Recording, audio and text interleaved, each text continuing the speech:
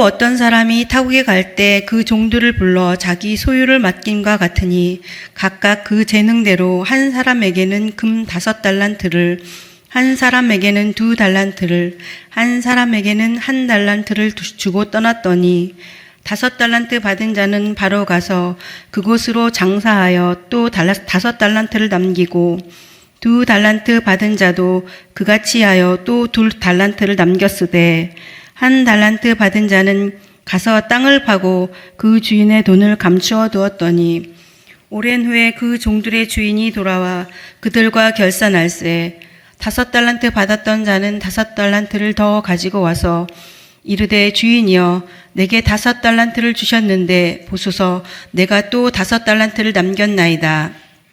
그 주인이 이르되 잘하였도다 착하고 충성된 종아 내가 적은 일에 충성하였음에 내가 많은 것을 내게 맡기리니 내 주인의 즐거움에 참여할지어다 하고 2달란트 받았던 자도 와서 이르되 주인이여 내게 2달란트를 주셨는데 보소서 내가 또 2달란트를 남겼나이다.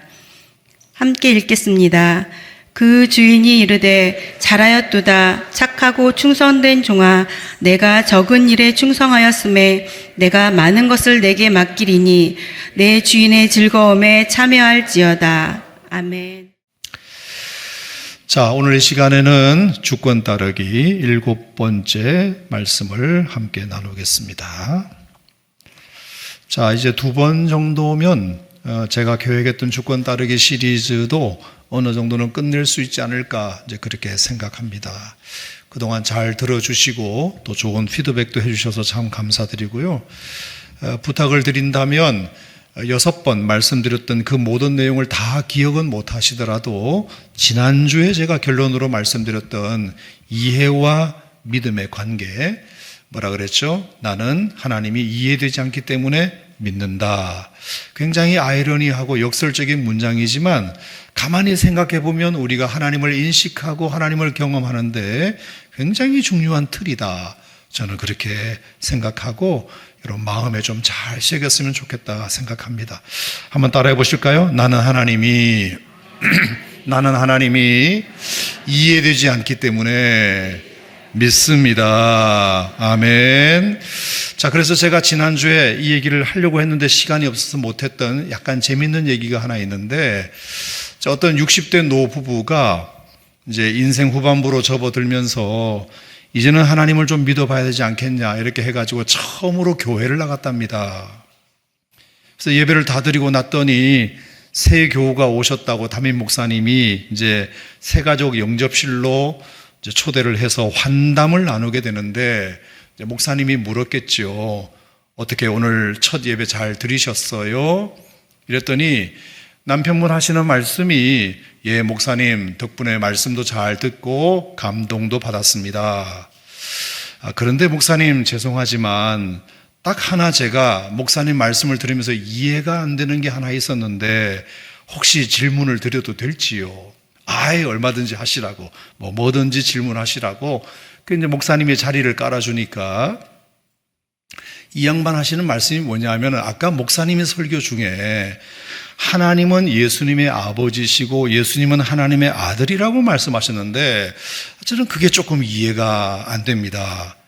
아니 어떻게 하나님은 하시고 예수님은 예신데 부자지간이 될 수 있습니까? 성이 다르지 않습니까? 이렇게 이제 물었더니 목사님이 살짝 당황을 하면서 난데없이 그런 질문을 받으니까 그래서 뭐라고 답을 해야 되나 이렇게 망설이고 있는데 옆에 계신 부인이 그 질문을 아주 한 방에 해결해 줍니다. 이 무식한 양반아, 하나님과 예수님은 둘 다 외국분이잖아. 외국 사람은 성이 뒤에 붙는 거 몰라? 하나님, 예수님 둘 다 님시잖아. 이렇게 했다고 합니다. 여러분, 결국 이 두 사람의 차이가 뭐죠? 이해와 믿음의 차이예요. 남편은 이해가 안 된다 그랬잖아요. 이해가. 그러니 이게 이해가 될까요? 하지만 부인은 믿으려고 했어요. 그래서 남편은 안 믿어진 것이고 아내는 다 이해가 된 것이고. 여러분, 사람도 믿으려고 하면 말입니다. 뭘 해도 다 이해가 돼요. 무슨 말을 해도 이해가 되고 어떤 행동을 해도 다 이해가 되고 그 사람을 믿으니까. 근데 안 믿으려고 하면 뭘 해도 오해하게 돼요. 하물며 하나님이겠습니까? 신앙의 세계는 이해의 세계가 아니고 믿음의 세계인데 나는 하나님이 이해되지 않으니까 믿는 거야. 나는 하나님의 말씀이 이해되지 않으니까 순종하는 거야. 여러분, 이 역설의 진리가 여러분 하나님을 인식하는 데 있어서 잘 장착되어 있으면 여러분의 신앙생활에 굉장히 도움을 받으리라 그렇게 생각합니다. 한 번 더 따라하겠습니다. 나는 하나님이 이해되지 않기 때문에 믿습니다. 아멘입니까? 자, 그렇다면 오늘부터 남은 3번의 하나님의 주권 설교는 좀 더 구체적으로 우리가 어떤 영역에서 이 주권을 인정하고 따라야 할지를 살펴보려고 하는데요. 자, 오늘은 재능에 대한 이야기를 좀 해보겠습니다. 우리가 가지고 있는 재능에도 하나님의 주권이 있다. 우리가 가지고 있는 재능이나 소질이나 실력은 물론이고 내가 실제로 무엇을 하고 있고 할 줄 아는 어떤 기능이 있다면 그것도 다 포함해서 하나님의 주권이 있으니까 그것 역시도 하나님의 뜻대로 써야 한다는 말씀을 드려볼까 합니다. 자, 예를 들어서 내가 노래를 잘한다거나 춤을 잘 춘다거나 악기를 잘 다룬다거나 글을 잘 쓴다거나 그림을 잘 그린다거나 아니면 운동을 잘한다거나 아니면 뭘 가르치는 재주가 있다거나 말을 잘한다거나 반대로 말을 잘 들어준다거나 아니면 환경에 잘 적응한다거나 아니면 숫자에 좀 빠르다거나 기억력이 좋다거나 아이디어가 많다거나 동식물에 유독 관심이 많거나 아니면 남다른 패션 감각이 뛰어난다거나 아니면 공간지능이라도 뛰어난다거나 아니면 분위기 메이크라도 잘한다거나 아니면 물건이라도 잘 정돈한다거나 등등 아무튼 이런 여러 가지 재주들과 재능들이 여러분들에게 있을 텐데 이도 저도 아니면 내가 남에게 베풀 수 있는 작은 친절이라도 있다거나 어쨌거나 이 모든 것들이 내가 남들보다 조금은 잘하는 것 같아 라고 생각되는 것이 재능이고 그것으로 인하여 남에게 주목도 받을 수 있고 가끔 사람들에게 영향을 미칠 수도 있는 모든 것이 다 제가 오늘 지금 말씀드리고자 하는 이 재능의 범주에 포함시켜서 말씀드리고자 하고요.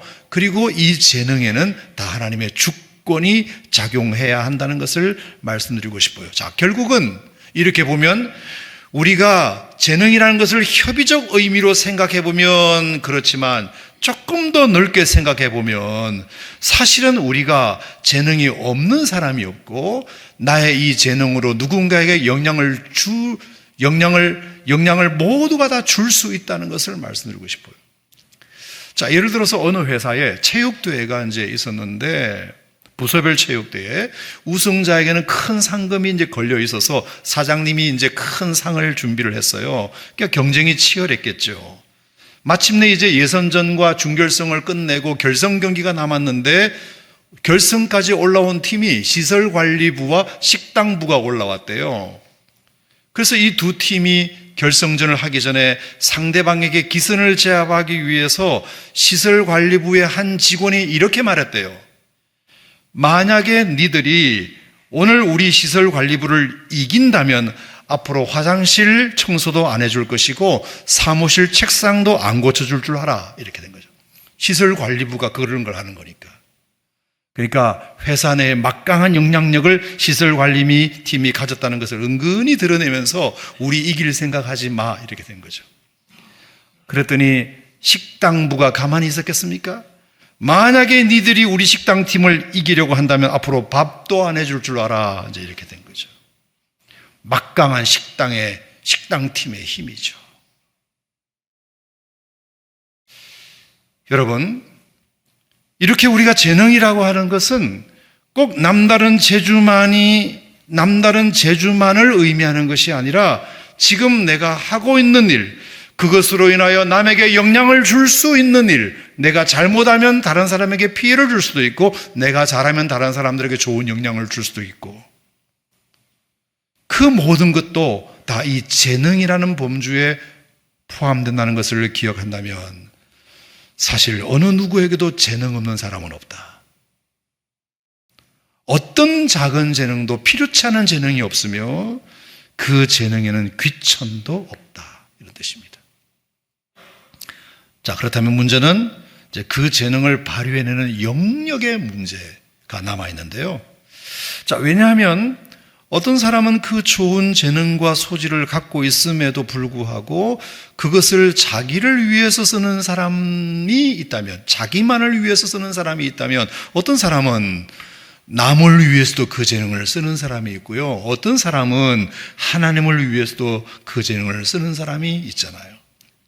그래서 그것을 이름을 붙여보면 자기를 위해서만 재능을 쓰는 것은 그냥 재능일 뿐이지만 나의 가지고 있는 재능을 남을 위해서 쓰면 그 재능은 선행이 되는 것이고 그 재능을 하나님을 위해서 쓰면 그건 사역이 되는 것입니다. 그 사역에 쓰이는 재능을 우리는 은사라고 부르고요.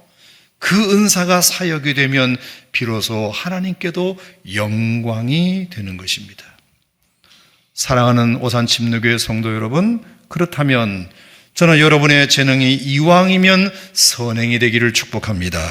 이왕이면 사역도 되기를 축복합니다. 그래서 노래를 잘하는 재주를 넘어서 그 노래로 누군가를 기쁘게 하면 그건 노래로 선행을 하는 것이고 그 노래로 하나님께 올려드리면 그건 사역이 되는 거죠. 피아노를 친다거나 드럼을 친다거나 하는 재능도 마찬가지. 이걸 나를 위해서 쓰면 그런 재능에 불과하지만 누군가에게 기쁨을 준다면 그건 선행이 되는 것이고 하나님께 예배 시간에 쓰여지면 그건 하나님께 영광이 되고 사역이 되는 거죠. 말을 잘하는 재주도 마찬가지예요. 누군가를 격려하고 용기 주는데 내 말 재주를 쓰면 그건 선행이 되는 것이고 내 말 재주를 가지고 누군가를 주께로 전도하고 인도하는 일에 쓰임 받는다면 그것은 사역이 되는 것이고 하나님께 영광이 되는 거죠. 여러분, 그로 인하여 하나님께 영광이 돌릴 수 있다면 그건 우리에게도 영광스러운 일 아니겠습니까? 한번 따라합시다. 우리가 하나님께 영광 돌릴 수만 있다면 그것은 우리에게도 영광스러운 일이다. 자, 동의하시면 아멘. 자, 지나가는 얘기지만 제가 작년에 이제 안식년을 6개월 다니면서 2달 정도 독일의 라이프치히라는 도시에서 있었거든요. 야누스라는 종교개혁과 공부를 위해서 이제 그 도시에 1-2달 머물렀는데 마침 그 라이프치히 한인교회 권순태 목사님이 저랑 안식년이 잘 맞아가지고 그분은 한국에 나오시고 나는 독일로 가고 그래서 이제 그 교회 설교도 제가 몇 주 이제 해드렸고 아마 그 목사님이 우리 교회 오셔서 한번 설교도 아마 하셨으리라고 생각합니다. 제가 그 교회를 이제 1-2달 주일날 설교하면서 느낀 점을 잠깐 말씀드릴까 하는데요. 여러분, 그 라이프치히 한인교회가 성도들 보니까 한 100명 정도 예배를 드리더라고요. 그래도 뭐 적은 교회는 아니죠. 근데 그 성도들의 구성원을 보니까 절반 가까이가 다 음악에 종사하는 사람이에요. 음악에. 여러분, 세계적으로도 유명한 멘델스존 음악대학이 라이프치히에 있습니다. 아주 유명한 음악대학이에요. 그러니까 거기에 유학 온 학생들이 공부하면서 그 교회를 다니는 거고 그 교회, 그 학교의 교수나 또 그 학교 출신들이 직업을 가지고 그 교회를 다니는 거죠. 멘델스존 음악대학 출신들, 공부하는 분들. 뿐만 아니라 거기에 무슨 오페라단도 많고요. 무슨 극장도 많고요.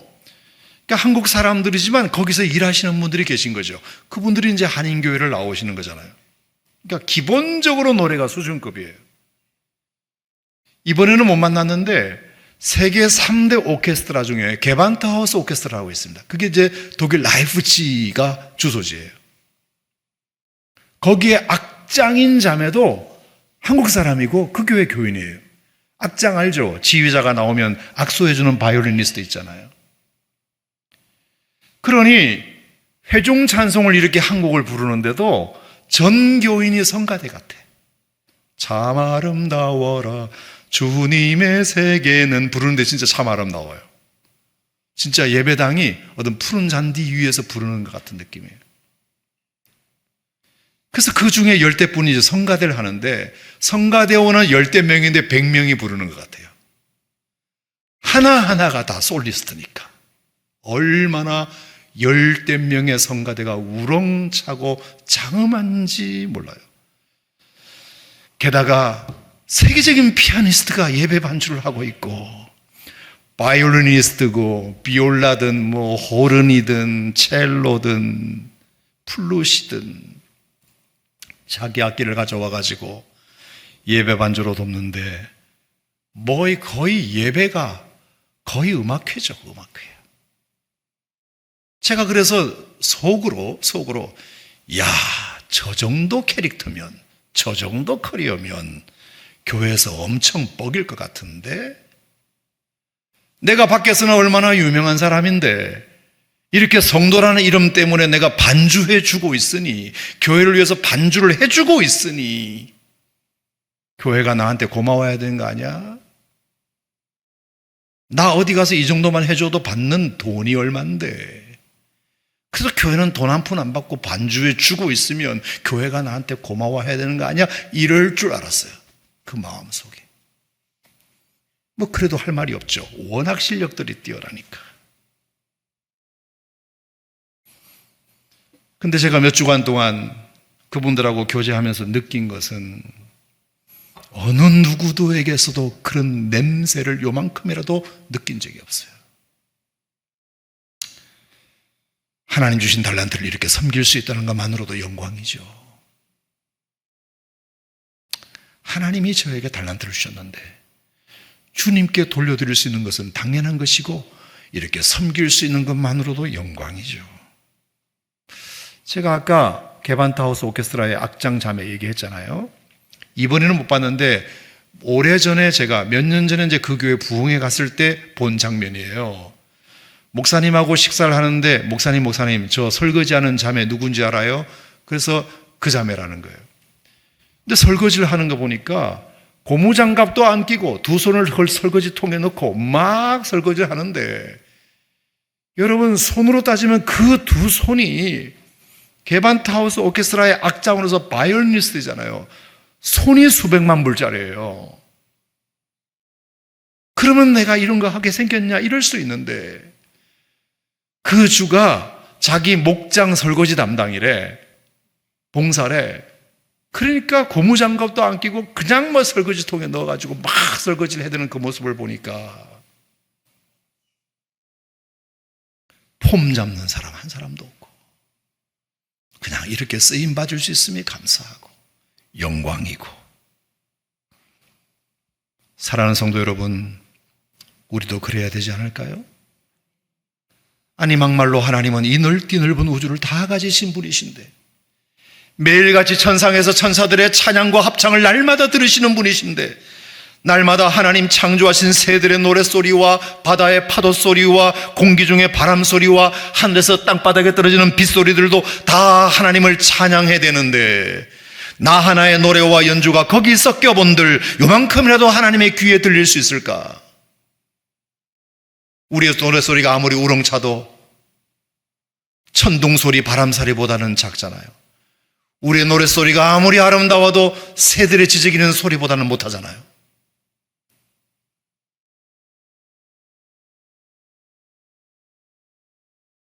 우리의 연주가, 우리의 섬김이 아무리 성실해도 바다의 파도 소리보다 성실하지 못하잖아요.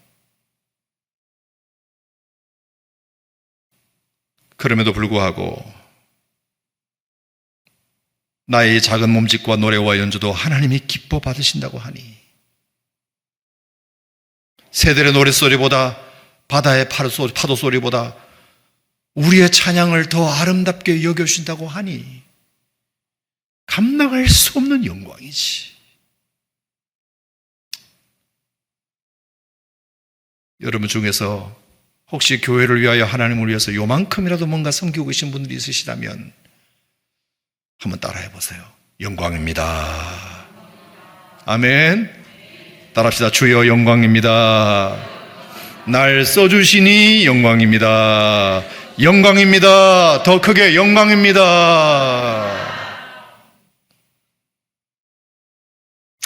자, 오늘 마태복음 25장을 여러분과 함께 펼쳤는데 내용은 잘 아시니까 설명은 좀 줄이고 교훈 몇 가지만 얘기할게요. 첫 번째, 자, 오늘 본문의 핵심 메시지는 5달란트 받은 자와 2달란트 받은 자의 이야기가 아니고 5달란트를 남긴 자와 2달란트를 남긴 자의 이야기예요. 받았냐보다 뭘 남겼냐가 중요하게 우리가 다뤄야 할 포인트예요. 그런데 5달란트를 남긴 자와 2달란트를 남긴 자를 주인이 돌아와서 칭찬을 하는데 말입니다. 어쩌면 이렇게 칭찬이 똑같은지 몰라요. 자, 21절 보세요. 21절. 자, 5달란트를 남긴 주인이 그 종들에게 하는 표현을 보세요. 21절 시작. 그 주인이 이르되 잘하였도다. 착하고 충성된 종아, 네가 적은 일에 충성하였음에 내가 많은 것을 너에게 맡기리니 너의 주인의 즐거움에 참여할지어다. 아멘. 자, 2달란트 남긴 종에게 주인이 하는 칭찬을 봅시다. 23절 시작. 그 주인이 이르되 잘하였도다. 착하고 충성된 종아, 네가 적은 일에 충성하였음에 내가 많은 것을 내게 맡기리니 내 주인의 즐거움에 참여할지어다. 아멘. 여러분, 어쩌면 이럴 수 있을까요? 자, 모르긴 몰라도 제 상상에 5달란트를 받은 자가 5달란트를 더 남기는 것이 어려울까요? 2달란트 받은 자가 2달란트를 더 남기는 것이 어려울까요? 쉽게 답을 못하겠죠. 근데 가만히 제가 생각을 해봤어요. 자, 어떤 사장님이 회사를 2배로 키우는 것이 더 어려워요. 어떤 그 부서를 맡은 과장이 그 과의 실적을 2배로 키우는 것이 더 어려워요. 이래도 모르시겠어요? 하여간 봐봐요. 훨씬 이게 어렵지. 여러분, 회사 매출을 사장이 2배로 키우는 게 훨씬 어렵잖아요. 내 요만한 부서, 요 부서의 성과를 2배로 올리는 것이 더 쉽지. 칭찬은 누가 더 받아야 돼요? 이쪽이 더 받아야 되는데 어떻게 똑같이 칭찬을 하냐. 그 얘기예요. 만약에 그렇다면 1달란트 받은 종이 잘못해서 그렇지, 만약에 이 1달란트 받은 종도 어디 땅속에다 그걸 묻을 생각하지 말고 뭘 조그만 장사라도 해가지고 그 1달란트를 더 남겼다고 하면 칭찬이 같았을까 달랐을까? 똑같았겠죠. 똑같이 잘하였도다 충성된 종아, 네가 적은 일에 충성하였음에 주인의 즐거움에 참여할지어다, 이렇게 말했겠지요. 그래서 제가 안타깝다는 겁니다. 왜 1달란트 받은 종은 그렇게 못했을까? 자, 이렇게 하면 이제 여러분들은 의심을 할 겁니다. 에이, 그거야 목사님, 1달란트밖에 안 줬으니까 삐져서 그랬겠죠. 아니, 누구는 5달란트 주고 누구는 2달란트 줬다며.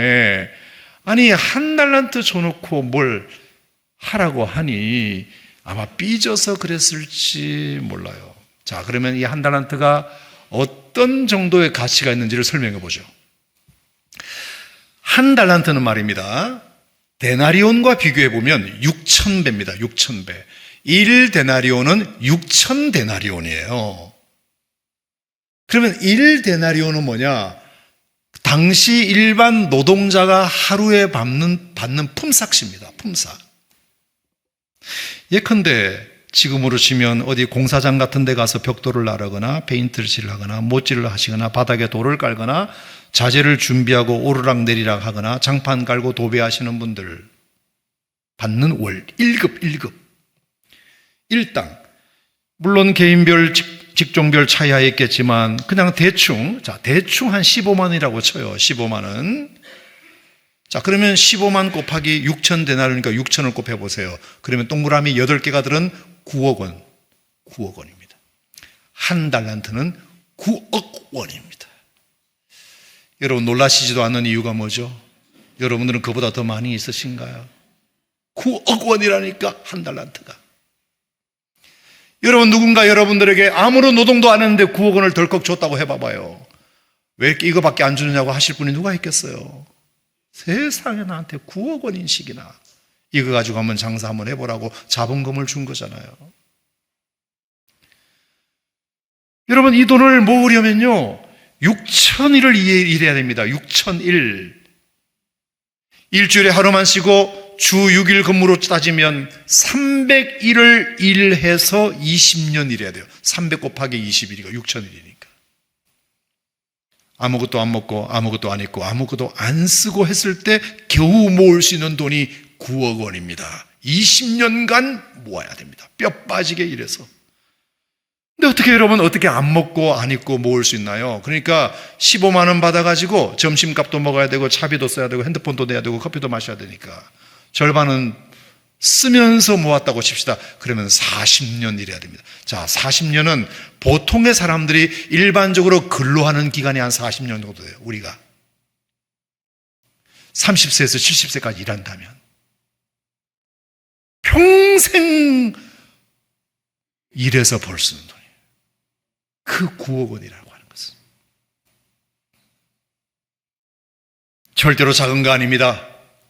그런데 이것을 아무 것에도 활용하지 않고 스스로 받은 것을 과소평가하고 그냥 땅에만 묻어버렸으니, 만약에 그 마음에 감사가 있었다면 그랬겠냐, 영광인 줄 알았다면 그랬겠냐, 이 돈의 가치가 얼마나 큰지를 그가 알았다면 이랬겠냐, 주님의 뜻을 제대로 헤아렸다면 그랬겠냐. 저는 그게 너무 안타까운 것입니다. 결국 보면 주인이 맡긴 것은 다시 되돌려 받기 위함이 아니었다고 성경에 기록되어 있어요. 남긴 것을 포함해서 원래 준 것까지도 다 주고 싶어 하셨습니다. 네가 이렇게 충성하였으니 내가 너에게 더 많은 것을 맡기겠다 그랬잖아요. 그러나 여러분, 부디 탓 좀 하지 마시고 가진 것으로 최선을 다하시길 바랍니다. 여러분, 그러면 작은 것이라도 큰 일을 할 수 있습니다. 자, 여러분, 예를 들어서 테레사 수녀를 여러분 잘 아실 텐데 참 세계의 성자로 추앙받았던 여인이지요. 1910년도에 불가리아 옆에 있는 북마케도니아라는 나라에서 태어나셨대요. 어릴 적부터 가톨릭 수녀가 되고 싶어가지고 수녀가 된 다음에 1946년쯤에 어느 날 기차를 타고 가다가 하늘에서 음성을 들으셨대요. 이제 너는 인도로 가서 어려운 사람을 도와라. 인도로 가서 어려운 사람을 도와라. 딱 그 말을 듣자마자 테레사는 반문해요. 아니, 하나님, 제가 뭘 가진 게 있다고 그들을 돕나요? 뭘 가진 게 있다고 돕나요? 항상 사람들은 뭘 하라 그러면 일단은 가진 것을 계산해 봐봐요. 내가 뭘 가졌다고. 그때 하나님의 음성을 주시기를, 가진 게 중요한 게 아니고 너의 마음만 있으면 돼. 그래서 그 음성을 받고 인도로 가서 콜카타라는 지역에 갔대요. 빈민촌인가 봐요. 가보니까 살아가는 삶의 모양은커녕 죽어가는 사람들을 돌볼 형편도 못 되는 것을 알고 너무 마음이 아파서, 사는 것도 저렇게 힘들게 살았는데 마지막 가는 걸음이라도 좀 돌봐주고 싶어서 1948년 죽어가는 사람들의 집이라는 처소를 열어요. 그래서 죽어가는 사람들의 악취나는 몸을 일일이 씻겨줬대요. 누더기 같은 옷을 정결한 의복으로 기증받아가지고 갈아입혀줬대요. 이러면서 불쌍한 인생들의 마지막이라도 지켜주는 일을 하게 되었는데, 그러다 보니까 이제 다른 대상들이 눈에 들어왔대요. 바로 고아들이죠. 너무 어린아이들이 먹을 것도 없이 하루 종일 갈 데도 없이 지내는 것을 보고 너무 불쌍해서 1955년도에 때묻지 않은 어린이들의 집이라는 것을 열어요. 그래서 그녀가 돌본 아이들의 수가 20년 동안 한 200명 정도 돌본 모양이에요. 그런데 그것이 소문이 나가지고 1979년 노벨 평화상을 받게 되잖아요. 자, 그렇다면 여러분, 이 테레사 수녀가 20년 동안 200명 먹인 돈이 얼마일까요? 자, 200명을 20년간 먹인 게 아닙니다. 통틀어서 20년 동안 200명을 먹인 거예요. 그러면 그 돈이 1달란트가 우리가 9억 원이라고 했는데 1달란트보다 더 많이 들었을까요? 더 적게 들었을까요? 제 생각에는 적게 들었을 것 같아요. 200명을 20년간 먹인 게 아니고 20년 동안 200명 먹인 거니까 아마 9억 원까지는 안 들었을 것 같아요. 한 달란트도 들지 않은 돈으로 노벨 평화상을 누구는 받았어요. 작은 게 아닙니다. 우리가 가지고 있는 재능이나 재주, 소질이나 능력은 절대로 작은 것이 아니다. 이것을 보고 어떤 기자가 물었답니다. 너무 어이가 없어가지고, 아니 당신보다 이 세상에는 더 큰일 한 사람도 많은데, 어떤 큰 기업은 더 큰 기부로 더 많은 사람도 먹여 살렸는데 겨우 당신은 200명 고아 먹인 일로 이런 큰 상을 받는 것이 부끄럽지 않소? 아니 20년 동안 200명 먹인 거 가지고 노벨 평화상을 받는데 부끄럽지 않소? 그랬더니 그 데레사 수녀가 다음과 같이 답을 했대요. 자막에 띄워드리면 God did not call us to be successful but faithful. 하나님은 우리를 성공하라고 부르신 것이 아니라 충성하라고 부르셨습니다. 자, 한번 같이 해볼까요? 하나님은 우리를 성공하라고 부르신 것이 아니라 충성하라고 부르셨습니다. 내가 받은 것이 얼마이든지 간에 그 일에 최선을 다하면 되는 거죠. 내가 얼마를 받았든지 그 일에 충성하는 것이 하나님의 칭찬 기준이 되는 거죠. 그래서 오늘 본문 말씀에도 뭐라 그랬나요? 잘하였도다 충성된 종아, 네가 적은 일임에도 불구하고 충성하였음에 내가 주인의 즐거움에 참여할 것이고 내가 너에게 더 큰 것을 맡기리라. 아멘. 그러므로 우리가 아주 작은 것이라도, 아주 작은 친절이라도 충분히 우리가 하나님으로부터 이런 칭찬을 들을 수 있다는 것을 말씀드리고 싶어요. 조금 시간이 남았으니까 제가 여러분들에게 영상 하나 보여드릴까 하는데, 자, 한참 인기가 있었던 그 이상한 변호사 우영우라는 드라마가 있었어요. 이 주인공 우영우는 변호사이긴 하지만 굉장히 똑똑하죠. 하지만 자폐증을 앓고 있었잖아요. 그래서 주변에 도움이 좀 필요한 친구인데 그 우영우를 곁에서 단짝처럼 살뜰하게 챙겨주고 얘기도 잘 들어주는 최수연이라는 친구가 있었는데, 이 최수연이라는 친구에 대하여 우영우가 말한 특급 칭찬을 여러분 한번 들어보시기 바랍니다.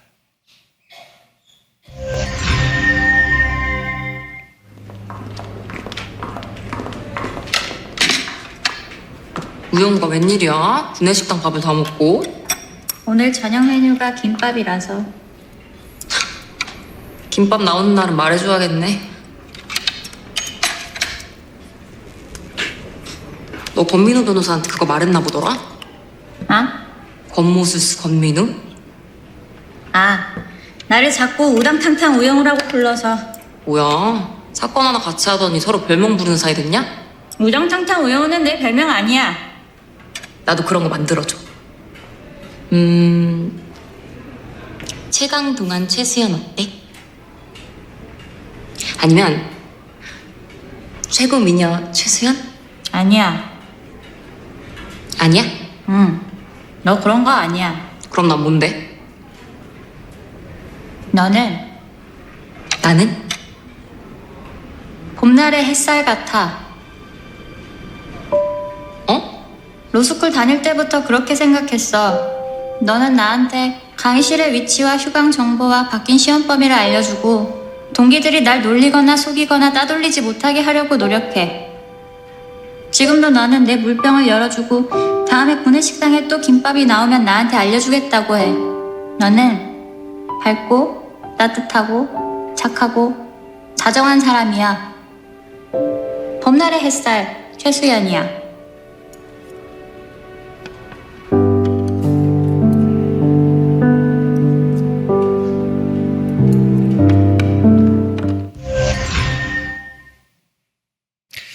자, 우리가 남들에게 자랑할 만한 탁월한 재능이 없어도 내 친구 김밥 좋아한다는 정도의 정보는 알고 있잖아요. 그럼 구내식당에 김밥이 나왔을 때 영우야 오늘 저녁 메뉴가 김밥이란다, 이 정도는 알려줄 수 있잖아요. 바뀐 시험 범위를 알려주고 강의실 위치를 알려주는 정도는 약간의 관심만 있어도 할 수 있잖아요. 그리고 친구의 물병을 따주는 거, 이거 작은 친절이면 할 수 있잖아요. 우리가 다른 사람들에게 영향을 미친다는 게 뭐 대단한 것을 가져서 할 수 있는 것이 아니고 그냥 관심만 있으면 돼요. 작은 사랑만 있으면 여러분의 재능은 언제든지 선행이 될 수 있어요. 하물며 우리가 하나님 앞에 뭘 대단한 것을 하나님 앞에 드릴 수 있겠습니까? 돈을 드리면 얼마를 드려야 되며 헌신을 하면 얼마의 헌신을 해야 하나님이 기뻐하시겠습니까?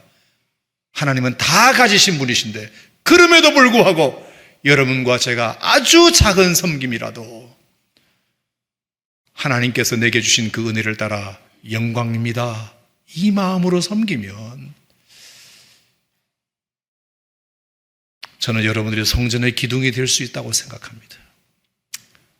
그냥 물병 하나 따주고 김밥 나왔다고 알려주고 변경된 강의실 위치만 알려줘도 누군가는 봄날의 햇살이라는 별명을 얻는다잖아요.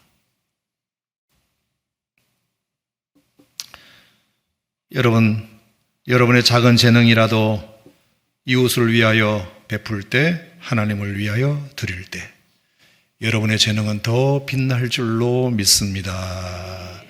우리 옆에 분들에게 봄날의 햇살이 됩시다. 성전의 기둥이 됩시다. 여러분, 지난주에 많이 추웠습니다. 지난주에 많이 추웠어요. 그죠? 입춘인데 벌써 이렇게 추운 거는 참 그랬는데 이런 추운 계절일수록 봄날의 햇살이 더 그리워지잖아요. 따뜻한 봄이 빨리 왔으면 좋겠다. 여러분, 우리가 이 봄날의 햇살 같은 존재가 우리 주변에 있다는 것은 얼마나 우리의 공동체를 행복하게 하는지 모르고 성전의 기둥 같은 역할들을 어떤 대표자만 하는 게 아니라 누구든지 작은 섬김을 통해서 할 수 있다는 것 꼭 기억하시고 여러분의 재능에 정말 믿음을 더하시고 하나님의 주권을 인정하셔서 주님의 뜻대로 잘 쓰심으로 여러분의 작은 몸짓을 통해서 하나님께 영광이 되는 주님의 기쁨이 되는 은혜가 있기를 축복합니다. 기도하겠습니다. 하나님 아버지, 감사드립니다. 오늘은 이 재능에 관련된 하나님의 주권에 대하여 묵상했습니다. 내가 가진 재주이고 내가 가진 실력이지만 분명히 하나님께서 우리와 함께 하시면 이 재능이 선행이 되기도 하고 사역이 되기도 할 줄 믿습니다. 주여, 절대로 재능을 재능으로만 썩히지 말고 반드시 선행이 되게 해서 봄날의 햇살 같은 존재가 되게 하여 주시고 사역이 되어서 성전의 기둥이 되게 하여 주시옵소서. 우리가 하나님의 기쁨이 되기를 원합니다. 우리의 모든 것들을 드려서라도 하나님께 기쁨이 된다면 그것만큼 영광이 없사오니 주여, 우리에게 이런 영광을 경험하며 살아가는 저희들이 되게 하여 주시옵소서. 예수님 이름으로 기도드립니다. 아멘.